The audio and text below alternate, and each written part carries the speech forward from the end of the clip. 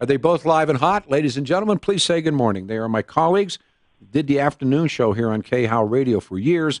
Attorneys Dan Kaplis and Craig Silverman. I saw Danny the other day in the hallway, and Craig, publicly, how good you've been to my daughter. I want to say that, and that's wonderful. So, having said those two things, gentlemen, good morning and welcome home.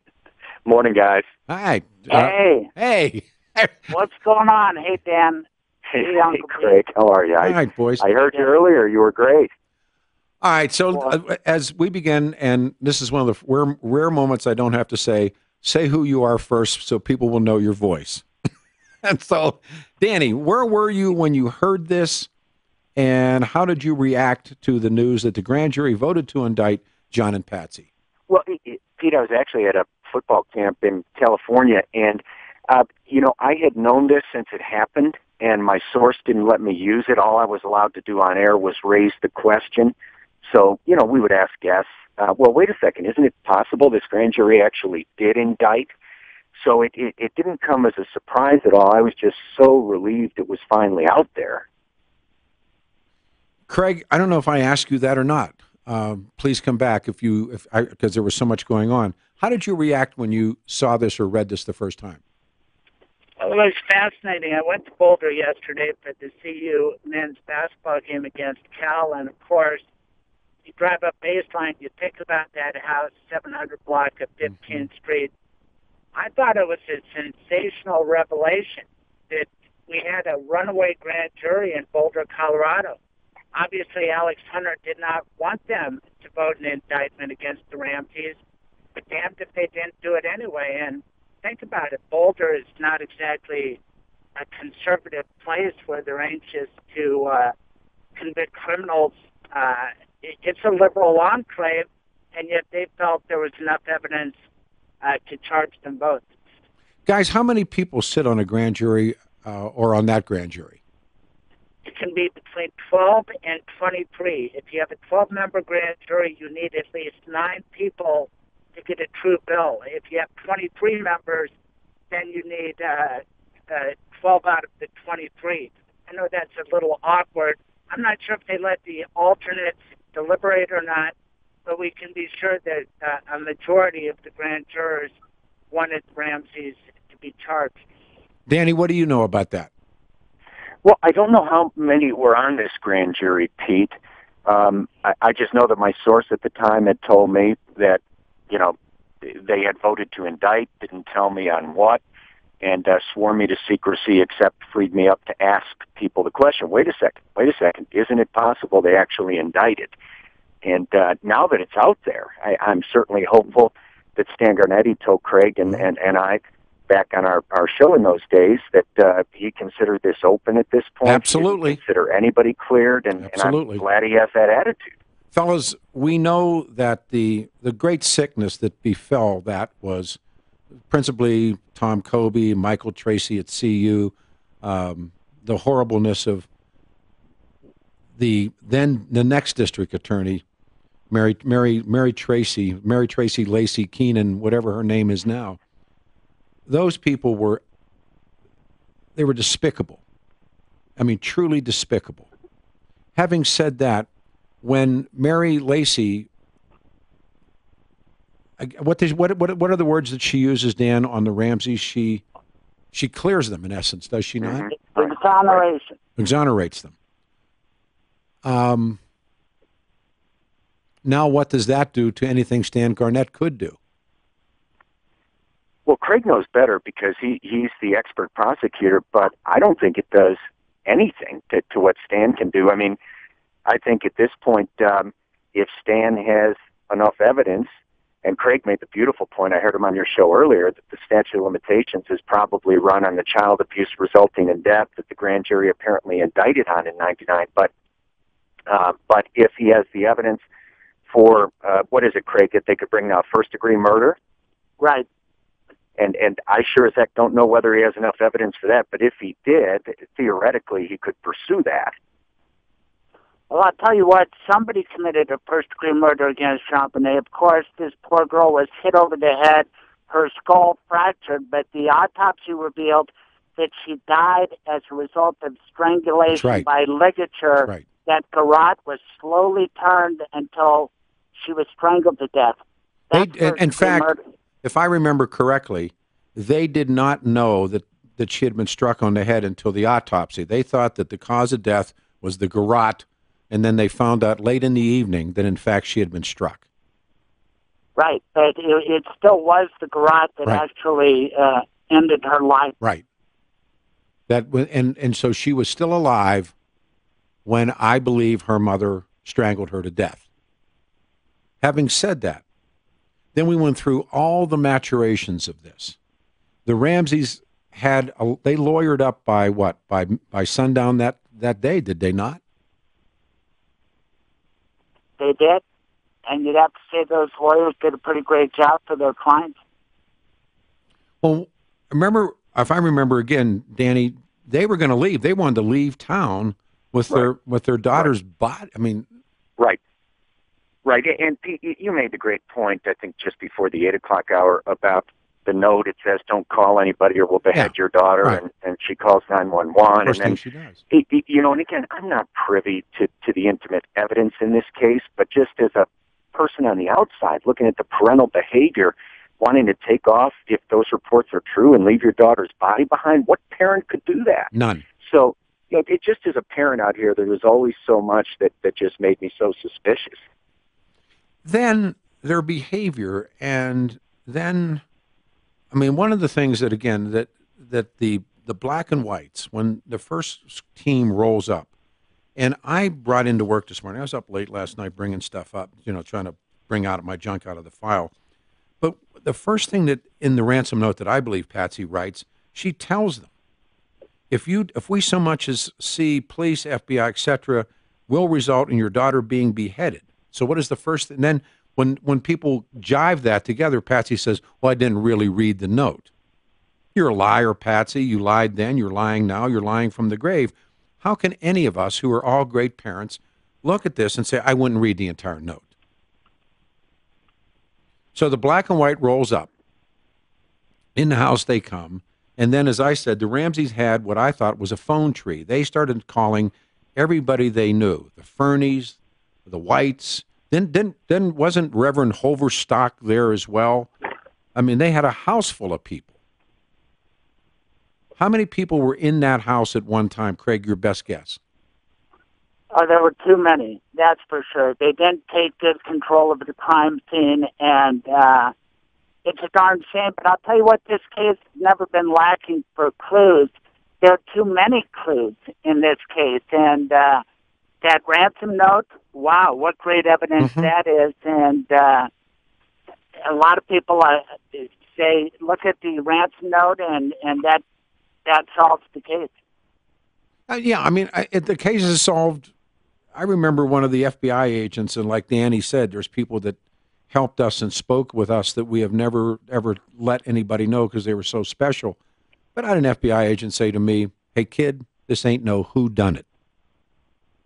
But, of course, as you know, Tom Kobe never let Dave Michaud's murder team in. They never let the feds in. The feds walked in and said, this is, because remember, they were trying to portray this as an international faction. Remember all of that, you guys? Oh, yeah. Well, that would have bring in the FBI because it's, either state across the country or, except the FBI walked away. Mm-hmm. Why did the FBI walk away that day? Well, and remember, things broke down between the DA's office and the Boulder Police to the point the Boulder Police went out and brought in their own team of outside consultants and advisors, including the late Dan Hoffman, a giant in the legal profession. Absolutely. And Rich Bear, a great prosecutor who's, then went on to become general counsel of a number of big companies. So, yeah, it was just. And what did Hunter do? He brought in Lou Schmidt, who in essence becomes the mouthpiece for the Ramseys. It's fascinating. Two prosecutors on the prosecution task force objected to what Alex Hunter was doing. Oh. That's according to Bill Wise talking to Charlie Brennan. It would be interesting to know who those two prosecutors were, and we know one of them was not Mary Lacey. No. Guys, how's your time? Good. All right, everybody. Fine. All right, everybody hold. Sheik, you got him on the line. Kaplis and Silverman, good to have everybody back together again. The story drops on the murder of JonBenet Ramsey, and for the first time, and Danny knew this, and that was really cool, that the JonBenet Ramsey grand jury voted to indict the parents in '99, but Alex Hunter weaned out and wouldn't do it, and the Ramseys got to skate away, and they said that proves they were innocent. How do you, by the way, fellas, I'll start with this question with Craig first. How do you think John Ramsey feels this morning? Crappy. I think this is a very bad development for John Ramsey. To think that his fellow Boulderites thought he caused the death of his daughter. You know, there's some speculation that the grand jury compromised, but I don't think so. I think when you evaluate the case and you leave aside DNA, which does complicate things, Peter, you have to admit, but the state of the evidence back when the grand jury considered it, it was a fair conclusion to say the Ramseys did it. Which one did what? That's hard to say. Maybe you have your theories, but to prove it beyond a reasonable doubt, I think the grand jury said, you know what?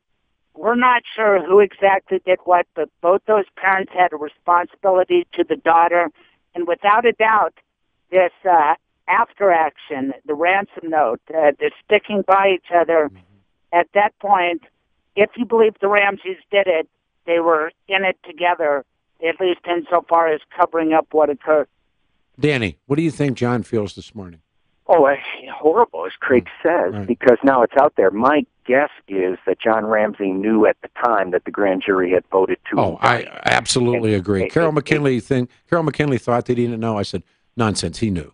Well, I would guess that he knew. I mean, but at the same time, you know, I look at this and I think everything Craig said is absolutely right on target. But think about this, guys. You had a prosecutor who did not want an indictment. And the grand jury I'm assuming that since they didn't prosecute it once they did indict. But the grand jury essentially overrides its own prosecution team to indict. That's how strongly they felt about this. Yeah. So I think that says a lot. We were speaking earlier about the Rocky Flats grand jury that was a runaway. And they never have spoken. However, they have come out and said, yes, we wanted to go after these people.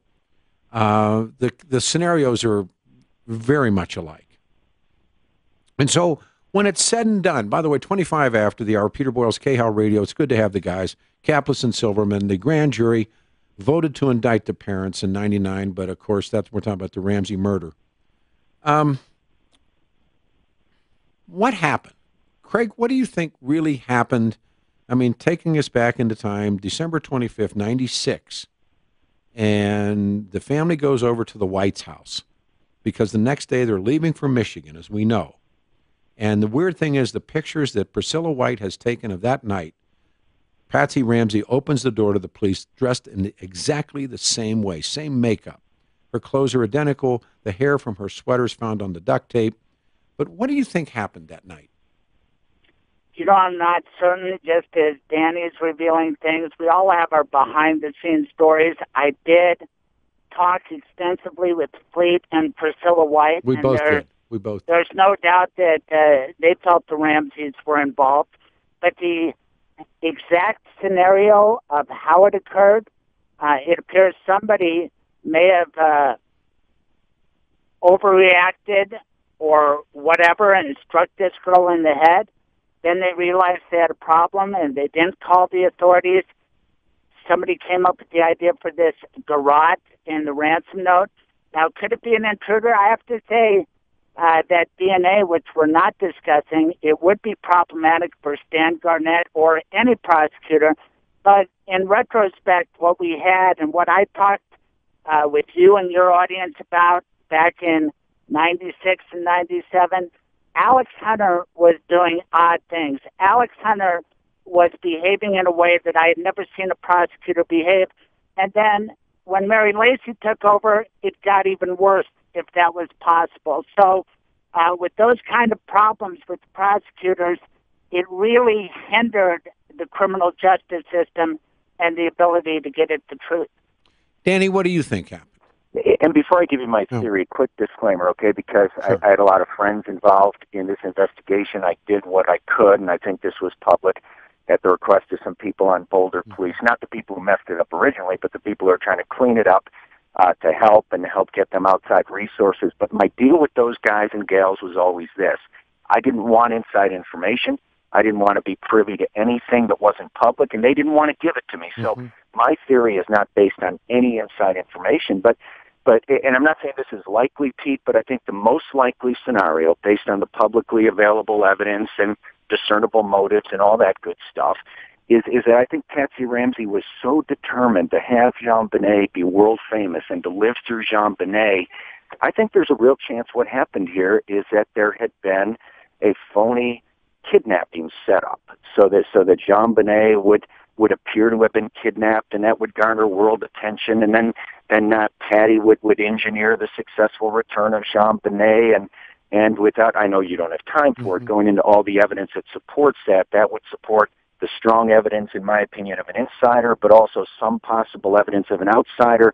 That movie Ransom was playing at the time, where I think Mel Gibson played the wealthy guy who engineered the successful return of his kidnapped daughter. So I think something like that is possible. Is it conceivable that it was just an accident, and then, as you know, because we talked about her defecating and urinating in the bed, and as Carol was talking about, we have talked about the teachers in that school, and we spent way too much. We maybe didn't spend enough time with the story, but I spent an awful lot of time, and I know you guys did as well. There were times when she came to school disheveled, and times she came to school perfect. There were times that apparently the teacher said she was hungry. I mean, there's all these stories about Patsy as a mother.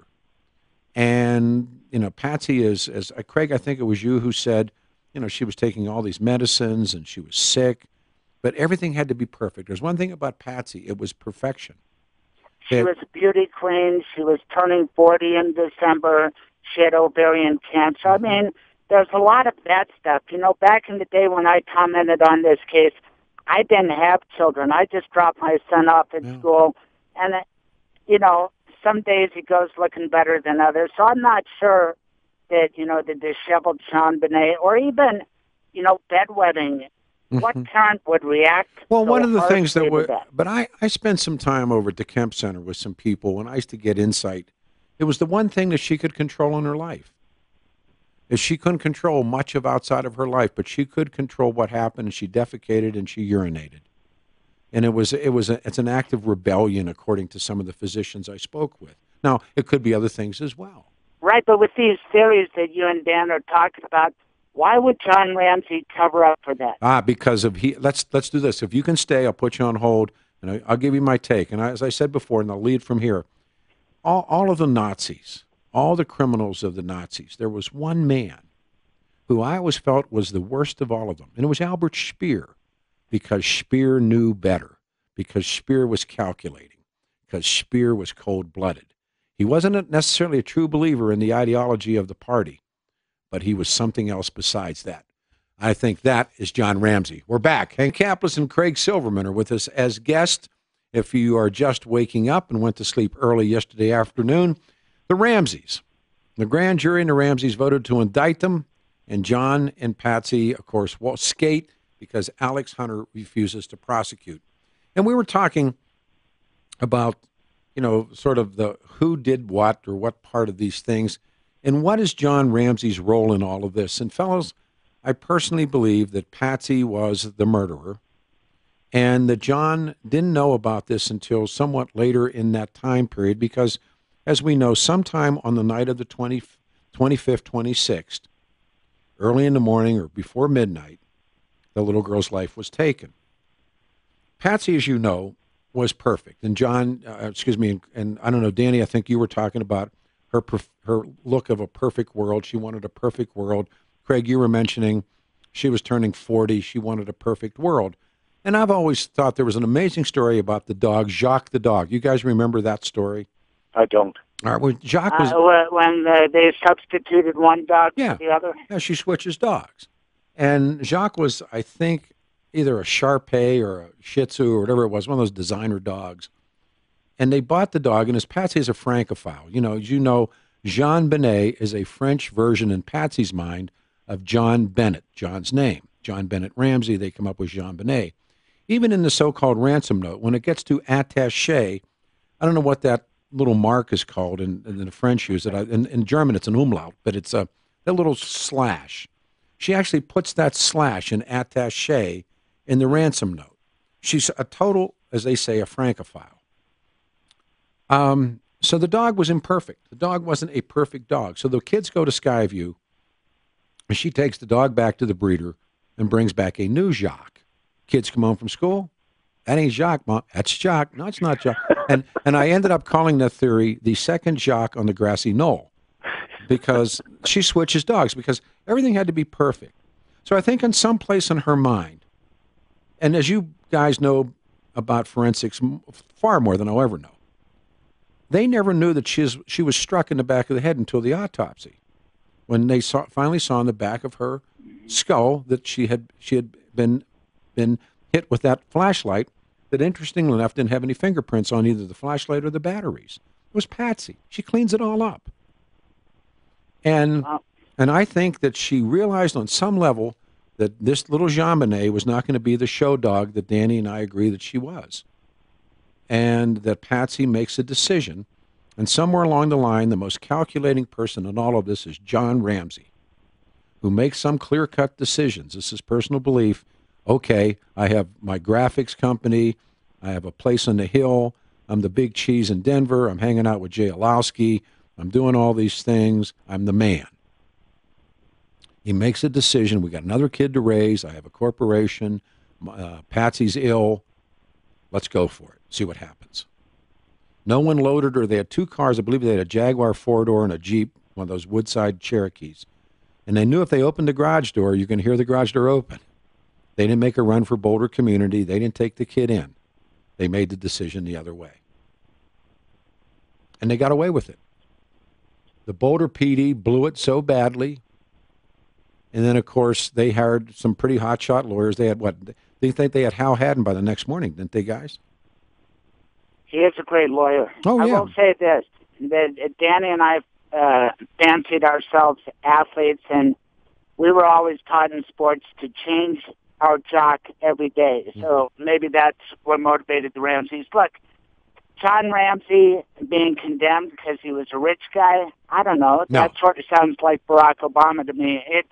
No, it's not because he's a rich guy. Not because he's a rich guy. Hell, I wish I was a rich guy. But what I'm saying to you is he had, look, perfect murder, perfect town. These people were raised Baptist. They get to Boulder and realize that everybody who has a place of position of power is Episcopal. What do? They become Episcopal. Danny, I know your Catholicism runs deep. I doubt seriously if you would take your family and become Baptist because it was a powerful thing to do. Craig, I know your beliefs are so strong, you would not dump Judaism to become an evangelical Christian because it would do you some good. John and Patsy Ramsey did exactly that. These people... I know, but we have to acknowledge, one, there's a mystery about why this would occur, and then the second mystery is why the spouse would cover up for the other spouse. Because you're thinking, Danny, I remember at a dinner party, Danny and I and a bunch of people, we had this conversation. I remember, Danny, you might not, I know you remember this. And it was somebody, it might have been, Dan Kaplan is married to one of the most beautiful women I've ever met in my life. And your wife may have said that she didn't understand a mother murdering a child. And I said, that's because it's you. You know, because of how Danny's wife is and how wonderful she is and how much she loves those kids and loves Dan. I said, but we had just gone through that. Who was that crazy woman to put her kids in the car and roll them into the lake? Yeah. Susan Smith. Well, yeah, Susan Smith. So we can't, and Craig, I mean, God, I love your wife. You guys have these beautiful, wonderful women and great moms who couldn't understand it because it's called through your eyes you couldn't see it. Through Patsy's eyes you could see it clearly. But what was there about Patsy that made her so different from other people? I mean, she had a good reputation. She didn't have a criminal history. These beauty pageants were odd, no doubt about that, but even since Jean-Benet, there are television shows about that. And Who's that? Honey Boo Boo. Who's that crazy woman down in Florida, Danny? There's no question she killed her kid and got away with it.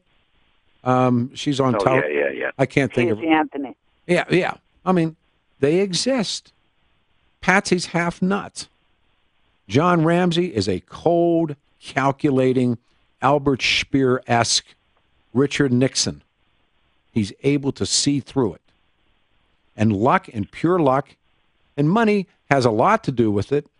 But compare and contrast, I contend this.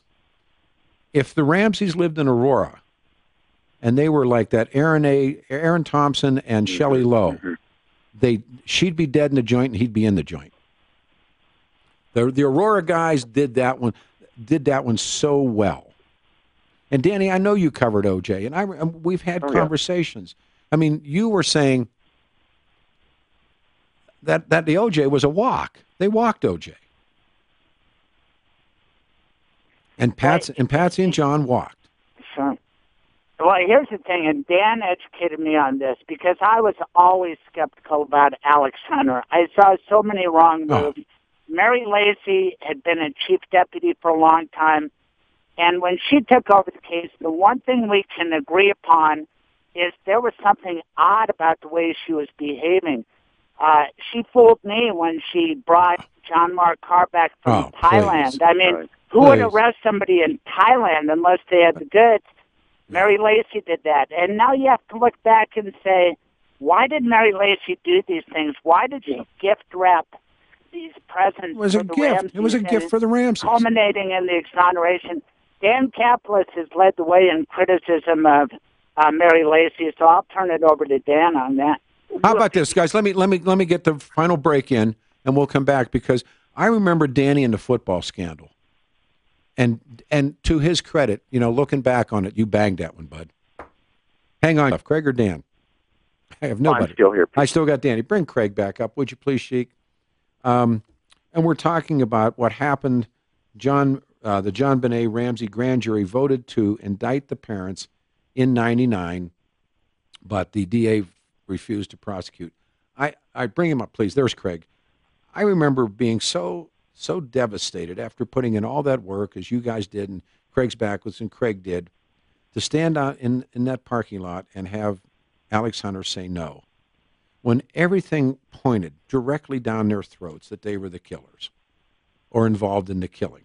And I remember just being floored. And I remember the lies that were told in the aftermath. And what this did was greenlight the Ramseys to go write the book that the Christian Publishing House published.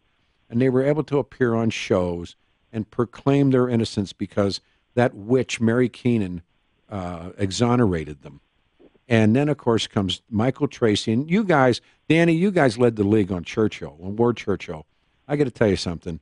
Michael Tracy should be carrying. Michael Tracy couldn't carry Ward Churchill's briefcase. That's how bad Michael Tracy is. Then he's up to his eyeballs in this. And he groomed John Mark Carr. He played Mary Tracy. Of course, it didn't take much to play her. She's such a lightweight. And Danny, what about her? Because you were so good about her. Yeah, that is so unfortunate because in my mind, Pete, there's kind of a sacred responsibility for a district attorney. You have the power to destroy even if you don't bring charges. And one guy's constitutionally protected opinion, I think she was a disaster. I think she pursued her personal vendettas and her personal motives and put those ahead of her responsibility as a prosecutor. She left a path of destruction behind her. In the CU football program, the university, a lot of young men who were essentially indicted by her in the court of public opinion for horrible crimes she never charged them with. Okay. So I think that she did the same thing in the Ramsey case. I do go out and publicly clear these people when there was enough evidence for a grand jury to indict them. Mm-hmm. Again, I think she was putting her own personal agenda ahead of her duties as a prosecutor. She's a total witch, an absolute witch. And end of story. There's a good man up there now. Stan's a good man. He is. What's your best bet on that one, Danny? Well, if the evidence is there, I think Stan would pursue it. Craig made the brilliant point on your show earlier that the statute of limitations, right, Craig, is apparently run on the charge they were indicted for. And so at this point, if I understand Craig correctly, it would have to be a first-degree murder charge. I don't know if Stan has that evidence. I haven't seen his evidence. There is one thing, one bit of evidence, you guys, that's never been disclosed. One bit. And I know somebody that's sitting on it, so let's see what they now do given this has happened. And well, that is interesting because there's supposed to be confidentiality to grand jury proceedings.